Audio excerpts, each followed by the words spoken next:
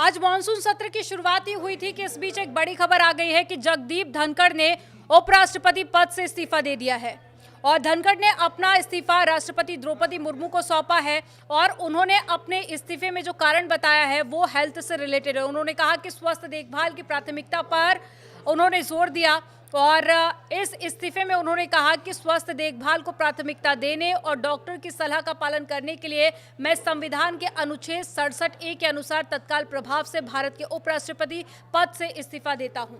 और राष्ट्रपति द्रौपदी मुर्मू को भेजे अपने इस्तीफे में उन्होंने हेल्थ का जिक्र किया और कहा कि डॉक्टर ने उन्हें ये सलाह दी थी, जिसके बाद में उन्होंने इस्तीफा दे दिया है क्योंकि हेल्थ उनकी लगातार खराब हो रही है। इससे पहले उन्हें एम्स में भर्ती भी करवाया गया था। धनखड़ ने राष्ट्रपति को भेजे गए इस्तीफे में कहा कि उपराष्ट्रपति रहने के दौरान उन्होंने भारत के उल्लेखनीय आर्थिक प्रगति और साथ ही अभूतपूर्व विकास को देखना और उसमें भाग लेना सौभाग्य और संतोष की बात है। और साथ ही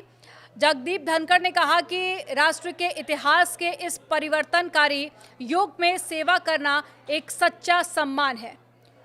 और लेकिन सबसे बड़ी बात यह है कि मॉनसून सत्र की आज से शुरुआत हुई थी और ऐसे में जो दो बड़े मुद्दे थे जिन पर बहस होनी थी, एक तो सिंदूर ऑपरेशन को लेकर विपक्ष लगातार सवाल उठा रहा था और आज भी सदन में हमने देखा कि हंगामा देखने को मिला और उम्मीद थी कि लोकसभा के बाद में राज्यसभा में भी इस पर डिस्कशन होना है, लेकिन उस डिस्कशन से पहले ही जगदीप धनखड़ ने इस्तीफा दे दिया है। वहीं दूसरी तरफ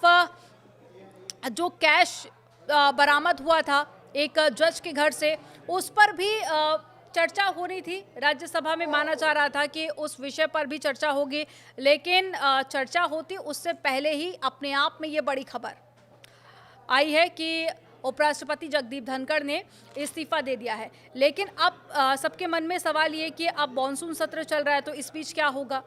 तो उसको लेकर अपडेट आपको बता देते हैं कि 60 दिन का जो समय होता है, 60 दिन का समय है और 60 दिन के अंदर ही इलेक्शन भी होंगे। इसको लेकर जो दोनों सदन होते हैं, लोकसभा और राज्यसभा, दोनों सदनों के जो मेंबर्स हैं वो इसमें पार्टिसिपेट करेंगे और तब तक पद का क्या होगा, कौन उन्हें संभालेगा, तो इसका जवाब यह है कि राज्यसभा के उपसभापति उच्च सदन के कार्यवाहक सभापति के रूप में कार्यभार संभालेंगे। और अभी ये जो पद है वो हरिवंश नारायण सिंह के पास में है। तो जब तक इलेक्शन नहीं हो जाता है और जब तक नए उपराष्ट्रपति देश को नहीं मिल जाते हैं, तब तक